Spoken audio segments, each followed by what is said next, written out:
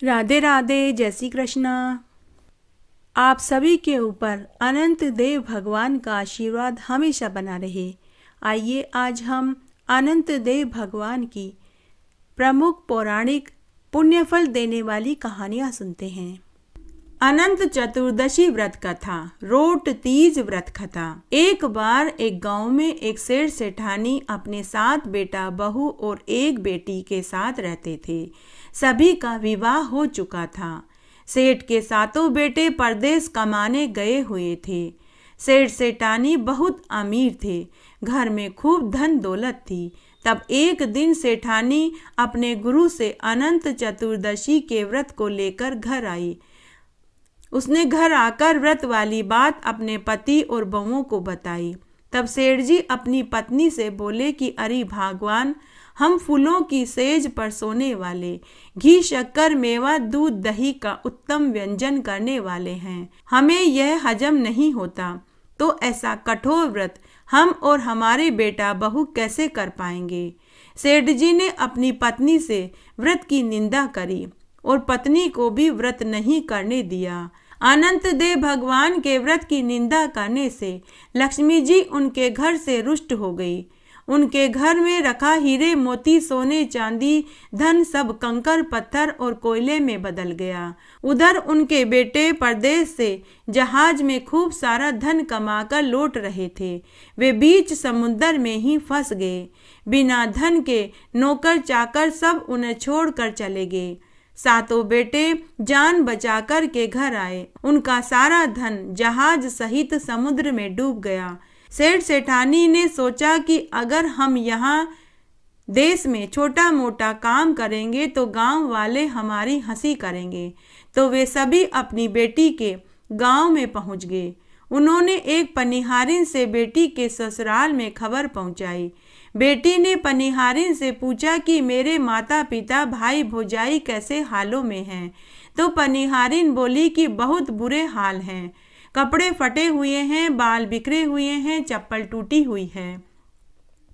तो बेटी ने मन ही मन सोचा कि ऐसे हालों में मेरे मायके वाले घर आएंगे तो मेरे सास ससुर जेठ जेठानी दौरानी ननद मुझे खूब ताने देंगी।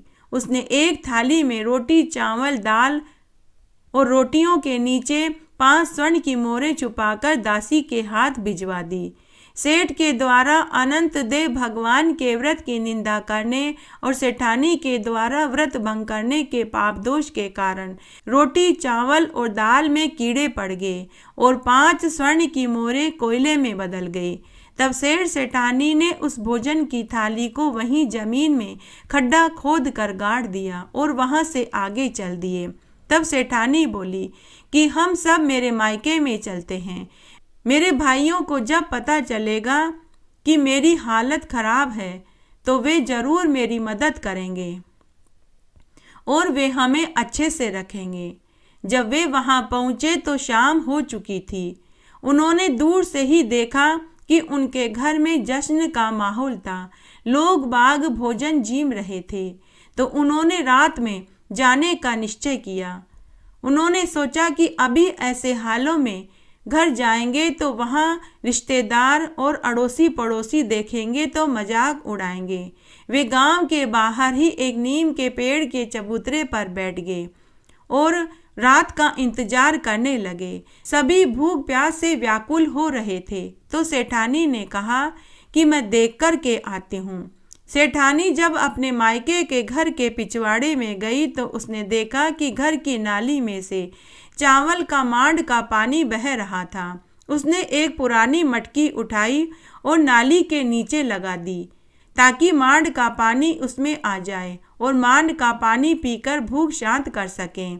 तभी ऊपर खिड़की में से बड़ी भौजाई ने नीचे अपनी ननद को दयनीय हालत में देखा तो वह मन ही मन सोचने लगी कि मेरी ननद और मेरे ननद के घर वाले शायद गरीब हो गए हैं, ये शायद दिवालिया हो गए हैं और अब हमारे यहाँ मुफ्त की रोटियां तोड़ने आ रहे हैं। तो उसने 4-5 कंकर नाली में सरका दिए। पत्थर नीचे मटकी में गिरते ही मटकी फूट गई। गरम गरम मांड का पानी सेठानी के पांवों और हाथों पर गिरा तो वह जल गई। जब बहुत देर तक भी सेठानी नहीं आई तो उसका बेटा अपनी माँ को देखने पहुंचा। माँ को जली हालत में देखकर उसे बहुत दुख हुआ। उसने अपनी माँ को पीठ पर लादा और वहीं नीम के पेड़ के चबूतरे पर ले आया। सबने माँ की ऐसी हालत देखी तो सभी को बहुत दुख हुआ। तब वे वहाँ से भी आगे चल दिए। तब सेठ अपनी पत्नी और 7 बेटा बहुओं को लेकर अपने मित्र के गांव में पहुंचे और अपनी सारी व्यथा सुनाई। मित्र ने सेठ सेठानी की खूब आवभगत करी और उन्हें स्वादिष्ट भोजन बना कर के खिलाया और सभी को एक बड़े कमरे में सुला दिया। सभी बेटा बहू दिन भर के थके मांदे थे तो उन्हें बिस्तर पर पड़ते ही नींद आ गई, लेकिन सेठ सेठानी को नींद नहीं आ रही थी। वे अपने अच्छे दिनों को याद करके रो रहे थे और सोच रहे थे कि आज उनकी यह दशा किस पाप दोष के कारण हुई। तभी उन्हें चर चर की आवाज सुनाई दी। जिस कमरे में वे सो रहे थे उस कमरे में मोर की आकार की एक खूंटी थी, जिस पर सेठ के मित्र की पत्नी का 1.25 करोड़ का हार लटक रहा था, जिसे वह मोर की आकार की खूंटी निगल रही थी।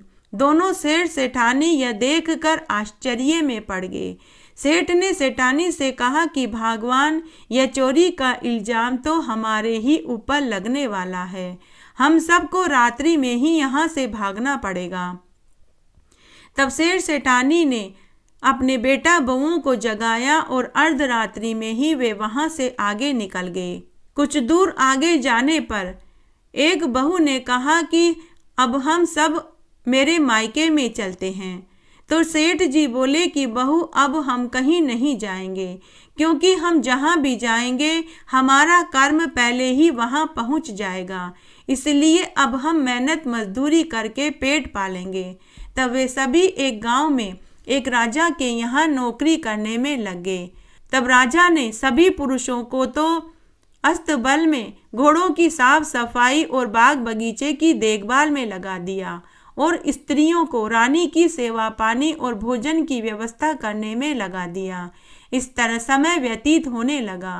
तब साल भर बाद जब दोबारा अनंत चतुर्दशी का दिन आया तो एक दिन पहले ही राजा रानी ने अपने सभी नौकरों और नौकरानियों से कहा कि कल अनंत चतुर्दशी का दिन है। कल घर की बाहर और अंदर से खूब अच्छे से साफ सफाई करना। कल हमारा अनंत चतुर्दशी का व्रत है। ऐसा सुनते ही सेठानी को अपने व्रत वाली बात याद आई। तो सेठानी ने अपने पति और अपने 7 बेटा बहुओं को भी अनंत चतुर्दशी का व्रत और पूजन करने को कहा। तब राजा रानी के साथ उन्होंने भी अनंत देव भगवान की पूजा पूरी श्रद्धा सच्ची लगन से करी। जब सभी ने पूजा करी, कथा कहानी सुनी, उसके बाद जब वे व्रत खोलने बैठे तो सेठानी की थाली में रखा हुआ रोट सेठानी के हाथ लगते ही स्वर्ण के रोट में बदल गया। जब रानी की दासी को पता चला तो उसने सेठानी से कहा कि गलती से आपकी थाली में स्वर्ण का रोट आ गया, मैं आपके लिए दूसरा रोट लाती हूँ। दासी के मन में लालच आ गया। उसने जैसे ही स्वर्ण के रोट को सेठानी की थाली में से उठाया तो वह पुनः आटे के रोट में बदल गया। सेठ के पूरे परिवार को यह देखकर महान आश्चर्य हुआ। यह देखकर सेठ समझ गया कि अब उनके अच्छे दिन वापस आ गए हैं। उन्होंने राजा से कहा कि हे महाराज, अब आप हमारा हिसाब कर दीजिए, अब हम वापस अपने गांव जाना चाहते हैं। राजा ने उन्हें खूब सारा धन, कीमती वस्त्र देकर विदा कर दिया। वे सभी कीमती कपड़े गहने पहनकर और रथ में सवार होकर अपने घर की ओर चल दिए। चलते चलते रास्ते में सबसे पहले सेठ के मित्र का गांव आया। उन्हें देखते ही गांव वाले बोले कि अरे, ये तो वही है जो अपने मित्र की पत्नी का 1.25 करोड़ का हार चुराकर रात्रि में ही भाग गए थे। ये उस हार को बेचकर आज करोड़पति बन गए हैं। तब सेठ ने अपनी चोरी का कलंक उतारने के लिए मित्र के घर गया और उसी कमरे में रात्रि में विश्राम किया। अर्धरात्रि को वह मोर के आकार वाली खूंटी पुनः हार उगल रही थी। सेठ ने अपने मित्र और उसकी पत्नी को जगाकर यह दृश्य दिखाया और उन्हें पूरी बात बताई। उसके बाद सेठ सेठानी अपने 7 बेटा बहुओं को लेकर सेठानी के मायके में पहुंचे। उनके राजसी ठाट बाट देखकर सेठानी के भाई भाभी ने उनका खूब आदर सत्कार किया। उनके भोजन में तरह तरह के व्यंजन परोसे गए, लेकिन सेठानी ने अपनी भावत से कहा कि भाभी, हम तो मांड का पानी ही पिएंगे। भाइयों ने बहन से इसका कारण पूछा तो सेठानी ने भाइयों को पूरी बात बताई, तो भाभी ने अपनी गलती मानी और अपनी ननद से माफी मांगने लगी। उसके बाद वे वहां से भी आगे चल दिए। आगे अपनी बेटी के ससुराल के गांव में पहुंचे। जब बेटी को पता चला कि उसके माता पिता और भाई भौजाई खूब राजसी ठाट बाट से आ रहे हैं, तो बेटी उन्हें गाजे बाजे के साथ गांव की स्त्रियों के साथ मंगल गीत गाते हुए उनकी अगवानी करने के लिए पहुंची। तो भाइयों ने अपनी बहन से कहा कि बहन, पहले तो तुम हमसे मिलने तक नहीं आई, हमारे लिए कीड़ों का भोजन और कोयला भिजवाया। तो बहन बोली कि भाई, मैंने तो भोजन ही भिजवाया था और साथ ही 5 स्वर्ण मुद्राएं भी भिजवाई थी। जब उन्होंने जमीन खोद कर देखा तो उसमें से रोटी, चावल और दाल और 5 स्वर्ण मुद्राएं निकली। भाइयों ने वह थाली और खूब सारा धन बहन को दिया और वहां से भी आगे चल दिए। जब वे अपने घर पहुंचे तो उनके घर में सब पहले जैसा हो गया। पहले जो सोने, चांदी, हीरे, मोती और धन, कंकर, पत्थर, कोयला हो गया था, वे पुनः पहले जैसे हो गए। थोड़ी देर में समुद्र के जहाज के मालिक ने आकर खबर दी कि आपका सारा धन मिल गया। हे रोट तीज माता, हे अनंत देव भगवान, जैसे आपने सेठ के परिवार के साथ पहले किया, ऐसा किसी के साथ मत करना, और जैसे आपने बाद में किया, ऐसे सबके साथ करना। कहानी कहने वाले के साथ, सुनने वाले के साथ और उपकारा बनने वाले के साथ। अनंत चतुर्दशी व्रत कथा। नैमिषारण्य तीर्थ में 88,000 ऋषि मुनियों ने सूत जी से पूछा कि हे मुनिवर, आज आप हमें जनहित के कल्याण के लिए कोई ऐसा व्रत उपवास बताइए जिससे कि सबका कल्याण हो। तो सूत जी बोले कि हे ऋषि मुनियों, आज आपने बहुत उत्तम प्रश्न किया है। सभी व्रतों में एक ही व्रत उत्तम है और वह है अनंत चतुर्दशी का। इस व्रत को करने से घर में धन धान्य की वृद्धि होती है, घर में सुख संपन्नता का वास होता है। तब सभी ऋषि मुनि बोले कि हे सूत जी, आज से पहले इस व्रत को किस किस ने किया, उन्हें इस व्रत का क्या फल मिला, कृपा करके आप विस्तार से सुनाइए, हमारी सुनने की इच्छा है। तब सूत जी बोले कि एक बार महाराज युधिष्ठिर ने जरासंध का वध करने के लिए यज्ञ का आयोजन किया। तब उन सभी पांडवों ने भगवान कृष्ण के साथ यज्ञशाला का निर्माण करवाया। तब उस यज्ञशाला को देखने अनेक राजा और महाराजाओं के साथ कौरव भी आए। तब दुर्योधन भी आया। जहाँ सूखा था वहाँ जल से युक्त समझ दुर्योधन कपड़े ऊंचे करके चलने लगा, और जहाँ जल था उसे सूखा समझ जल से भरे कुंड में गिर पड़ा। ऊपर झरोके में द्रौपदी अपनी सखियों के साथ खड़ी देख रही थी। तो द्रौपदी हंसते हुए बोली कि अंधे की संतान भी अंधी। यह बात दुर्योधन को बहुत बुरी लगी। उसने मन ही मन निश्चय किया, मैं अपने इस अपमान का बदला द्रौपदी और पांडवों से लेकर रहूंगा। उसके बाद दुर्योधन ने जुआ खेलने के लिए पांडवों को हस्तिनापुर बुलाया। उस जुआ को दुर्योधन का कपटी मामा शकुनी खेल रहा था। शकुनी के पास एक मायावी पासा था, तो झूठ कपट से जुआ में दुर्योधन जीत गया और पांडव हार गए। तब दुर्योधन ने द्रौपदी का चीर हरण करके बदला लिया, लेकिन भगवान श्री कृष्ण को द्रौपदी ने मदद के लिए बुलाया, तो भगवान ने उसका चीर बढ़ा करके मदद करी। जुआ में पांडव अपना सब कुछ राजपाट हार गए। उन्हें अपना सब राजपाट छोड़कर वन में जाकर रहना पड़ा। तब भगवान श्री कृष्ण को पता चला तो वे पांडवों और द्रौपदी से मिलने वन में गए।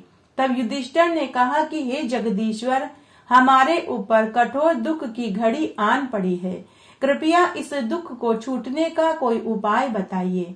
तब भगवान कृष्ण ने युधिष्ठिर से कहा कि हे राजन, तुम अनंत देव भगवान का पूजन और व्रत करो, इससे तुम्हें तुम्हारा राजपाट पुनः प्राप्त होगा। युधिष्ठिर ने पूछा कि हे मधुसूदन, ये अनंत देव भगवान कौन है? तब भगवान ने कहा कि हे राजन, ये अनंत देव मेरा ही दूसरा रूप है। पर्वत, गंगा, नदी, वृक्ष, नक्षत्र, दशो दिशाएं, भूमि, आकाश, पाताल, भूलोक, भवलोक, समुद्र, विंध्याचल, चतुर्दश, इंद्र, सूर्य, चंद्र, सभी जगह मैं ही विद्यमान रहता हूँ। तुम इसमें कोई संदेह मत करो। तब युधिष्ठिर ने कृष्ण भगवान से पूछा कि हे प्रभु, आज से पहले इस व्रत को किस किस ने किया? उन्हें इस व्रत का क्या फल मिला, वह मैं विस्तार से सुनना चाहता हूँ। कृपया करके आप मुझे सुनाइए। तब कृष्ण भगवान बोले कि हे युधिष्ठिर, आज से पहले सतयुग में सुमंतु नाम का एक ब्राह्मण अपनी पत्नी सुशीला के साथ रहता था। उस ब्राह्मण के एक लड़की हुई जिसका नाम शीला था। जब शीला 8 वर्ष की थी तो उसकी माता सुशीला का देवलोक गमन हो गया। उस ब्राह्मण ने अपनी बेटी के लालन पालन के लिए कर्कशा नाम की स्त्री से दूसरा विवाह कर लिया। उसकी दूसरी पत्नी अपनी सौतेली बेटी के साथ दुर्व्यवहार करती थी। घर का सारा कामकाज उसी से करवाती थी। शीला बड़ी ही चतुर, समझदार और नेक दिल की लड़की थी। जब वह विवाह लायक हुई तो ब्राह्मण ने अपनी पुत्री का विवाह कौंडिल्य मुनि से करा दिया। जब वह विदा होकर जाने लगी तो ब्राह्मण ने अपनी पत्नी कर्कशा से कहा, हमें हमारी बेटी और जमाई को दान दहेज में सोना, चांदी, कपड़ा देना चाहिए। तो कर्कशा नाराज होकर घर के भीतर गई और एक लोहे के बक्से में ईंट, कंकड़, पत्ते और मिट्टी भर कर दे दी। शीला उसी लोहे के बक्से को लेकर ससुराल की ओर चल दी। कौंडिल्य मुनि ससुराल से विदा होकर अपनी पत्नी को लेकर पैदल पैदल आश्रम की ओर जा रहे थे। थोड़ी दूर आगे चलने पर शीला ने देखा कि कुछ स्त्रियां तालाब पर पूजा कर रही थी और कथा कहानियां सुन रही थी। कौंडिल्य मुनि पेड़ की छाया में थोड़ी देर के लिए सुस्ताने लगे तो उन्हें गहरी नींद आ गई। उन्हें सोता हुआ देखकर शीला उन स्त्रियों के पास गई और पूछने लगी कि आज आप कौन से देवता का पूजन और व्रत कर रहे हो? इस व्रत को करने से क्या फल मिलता है तथा मुझे भी इस व्रत की पूरी विधि बताइए। तब उन औरतों ने कहा कि बेटी, आज हमने अनंत चतुर्दशी का व्रत किया है और अब हम अनंत देव भगवान का पूजन कर रहे हैं और कथा कहानियां सुन रहे हैं। इस व्रत को 14 साल तक करने से घर में धन धान्य की वृद्धि होती है। इसमें 14 गांठ का डोरा लिया जाता है। पूजा के बाद हाथ में डोरे को बांधा जाता है और अपनी सामर्थ्य अनुसार ब्राह्मण को व्रत में दान दिया जाता है। बेटी, तालाब या नदी के किनारे अनंत देव भगवान का पूजन किया जाता है। शेष नाग बनाकर बांस की टोकरी में स्थापित करते हैं। फिर उस शेष नाग का आवाहन करके प्राण प्रतिष्ठा करके पूजन किया जाता है। वेदी पर धूप, दीप, नैवेद्य अर्पित कर मिठाई का भोग लगाया जाता है। घी का दीपक जलाकर पूजा की जाती है। तब शीला ने भी वहीं उन स्त्रियों के साथ बैठकर भगवान अनंत देव की पूजा करी, व्रत का संकल्प लिया और 14 गांठ का डोरा लेकर हाथ में बांध लिया। फिर वापस वह अपने पति के पास आकर बैठ गई। जब कौंडिल्य मुनि की आंख खुली तो वे वापस आश्रम की ओर चल दिए। आश्रम में आने के बाद शीला ने अपनी सौतेली माँ के दिए हुए बक्से को खोलकर देखा तो भगवान अनंत देव की कृपा से पत्थर, ईंट, मिट्टी सभी सोने, चांदी और धन में बदल चुके थे। कुछ ही दिनों में उनके घर में पशुधन, लक्ष्मी धन परिपूर्ण हो गया। शीला हमेशा गायों की सेवा करती, अतिथि व साधु सन्यासियों की सेवा करती, घर आयों को भोजन कराने लगी। शीला हमेशा स्वर्ण के आभूषण, जरी की कीमती साड़ी पहने रहती थी। तब एक दिन कौंडिल्य मुनि ने अपनी पत्नी के हाथ में स्वर्ण के गहनों के साथ डोरे को देखा तो पूछा कि यह डोरा किसका है? कहीं तुम मुझ पर कोई जादू टोना तो नहीं करती हो? सच सच बताओ, यह डोरा तुमने कब और कैसे पहना और किसने तुम्हें ये डोरा दिया? तो शीला ने अपने पति को पूरी बात बताई कि यह अनंत देव भगवान का डोरा है। मैंने अनंत चतुर्दशी का व्रत करने का संकल्प लिया है। उन्हीं की कृपा से हमारे घर में धन धान्य हुआ है। लेकिन कौंडिल्य ऋषि लक्ष्मी व धन के मद में चूर थे। अपनी पत्नी की बात पर उन्होंने विश्वास नहीं किया और शीला के हाथ से डोरा तोड़कर जलते हुए चूल्हे में फेंक दिया और बोला कि यह अनंत देव कौन है, मैं इसे नहीं जानता। उसी समय शीला ने अध जले डोरे को चूल्हे में से निकाला और ठंडे दूध में डालकर के पी गई। और भगवान अनंत देव से शीला प्रार्थना करने लगी कि हे देव, आप मेरे पति के अपराध को क्षमा करो। उसी समय इस पाप दोष के कारण कौंडिन्य ऋषि ज्वर और कोढ़ से ग्रस्त हो गए। अनंत देव भगवान के डोरे का अपमान करने से घर में जितना भी सोना चांदी रुपया था सब कोयला हो गया। पशुधन को चोर चुरा कर के ले गए और पूरे घर में आग लग गई। यह सब देखकर कौंडिन्य ऋषि को पछतावा होने लगा। उसने अपनी पत्नी से अपनी गलती की माफी मांगी तो शीला ने कहा कि आपने अनंत देव भगवान का और उनके डोरे का अपमान किया, आपको अनंत देव भगवान से ही माफी मांगनी पड़ेगी। तब कृष्ण भगवान आगे बोले कि हे युधिष्ठिर, वह ऋषि भगवान अनंत से मिलने के लिए वन वन भटकने लगा। वन में उसे पुरुष की आकृति का एक पेड़ दिखाई दिया। ऋषि ने उस पुरुष की आकृति वाले पेड़ से पूछा कि क्या तुमने अनंत देव भगवान को देखा? तो वह पुरुष की आकृति वाला पेड़ बोला, भाई, मैं भी कई वर्षों से उनसे मिलना चाहता हूँ और अपनी गलती की माफी मांगना चाहता हूँ, लेकिन मैं तो जड़ हूँ, चल फिर भी नहीं सकता। अगर तुम्हें अनंत देव भगवान मिले तो मेरे दुख का निवारण भी पूछ लेना। कौंडिल्य मुनि ने कहा कि जरूर पूछ लूंगा। फिर कौंडिल्य मुनि वहां से आगे चल दिए। आगे एक बछड़ा सहित एक गाय मिली। ऋषि ने उससे पूछा कि क्या तुमने अनंत देव भगवान को देखा?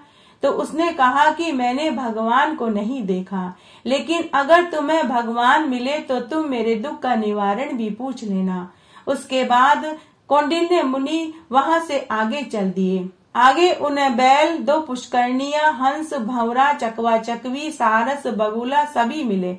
कौंडिन्य मुनि ने सभी से पूछा, लेकिन उन सभी ने भी मना कर दिया कि हमने अनंत देव भगवान को नहीं देखा। तब दुखी मन से भूखे प्यासे कौंडिन्य मुनि कई दिनों तक वन वन भटकते रहे। अंत में कौंडिन्य मुनि ने अपने प्राण त्यागने का निश्चय कर लिया। तभी वहां एक देव विमान आया। उसमें शंख, चक्र, पद्म, गदा धारण किए हुए, गरुड़ पर सवार, अनेक विभूतियों व कौस्तुभ मणि धारण किए हुए, वरमाला पहने हुए अनंत देव भगवान प्रकट हो गए। उन विश्व रूप भगवान को देखकर कौंडिन्य मुनि उनकी स्तुति करने लगे। तब अनंत देव भगवान ने कहा कि हे मुनिवर, तूने मेरा और मेरे डोरे का अपमान किया, उसी से तेरी यह दशा हुई है। तब कौंडिन्य मुनि ने कहा कि हे कृपा सिंधु, हे पुंडरीकाक्ष, मैं पापी हूँ, पाप कर्म में लीन रहने वाला क्षणभंगुर प्राणी हूँ। आप मेरी रक्षा करो और मुझे शांति का उपाय बताओ। तब भगवान अनंत देव ने कहा कि हे मुनिवर, तू वापस घर जा और 14 बरस तक मेरे अनंत चतुर्दशी का व्रत पूरे विधि विधान के साथ कर। तेरा घर भी अन्न धन पुत्र पौत्र से भर जाएगा और तू जिस मार्ग से आया था उसी मार्ग से घर जा। तब कौंडिन्य मुनि बोले कि हे मुनिवर, मार्ग में मुझे एक पुरुष की आकृति का पेड़, गाय, बछड़ा, बैल, शोभायमान पुष्करणी, गधा, हाथी सभी मिले। वे सभी बहुत दुखी थे। वे अपने अपने दुख का निवारण जानना चाहते हैं। वे सब कौन हैं और किस पाप की सजा भोग रहे हैं? तब अनंत देव भगवान बोले कि हे मुनिवर, वह पुरुष की आकृति वाला पेड़ पूर्व जन्म में एक विद्वान पंडित था, लेकिन उसने अपनी विद्या का दान नहीं किया, इसीलिए वह इस जन्म में पेड़ बना। तुम उसके पेड़ के पत्तों को खा लेना, वह ठीक हो जाएगा। वह गाय और बछड़ा अपना दूध किसी को पीने को नहीं देते थे, इसीलिए वह वन वन में भटकने वाले हुए। तुम उसके मेरी चरण धूलि लगा देना, वे सब भी ठीक हो जाएंगे। और वह बैल धर्म था, लेकिन धर्म व अधर्म के कारण पुष्करणी हुई। पूर्व जन्म में ये दोनों बहनें थी, जो भी दान करती थी आपस में ही बांट लेती थी। इन्होंने कभी किसी गरीब ब्राह्मण को कोई दान पुण्य नहीं दिया। वह गधा, क्रोध, और हाथी लोभ था, चकवा चकवी मोह थे, सरस और बगुला माया है।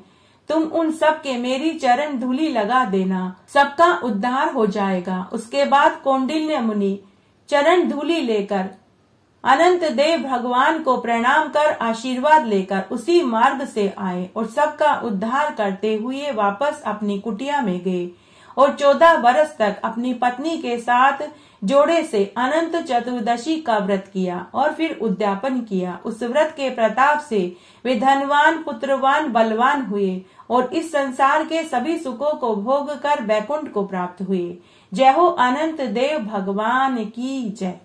इस तरह आज हमने भगवान अनंत देव की पौराणिक पुण्यफल देने वाली कहानियां सुनी। आशा करती हूँ यह आपको जरूर पसंद आएगी। मेरे साथ बने रहने के लिए आपका धन्यवाद। आगे आने वाली कथा कहानियों के लिए भी आप इसी तरह मेरे साथ बने रहें। धन्यवाद।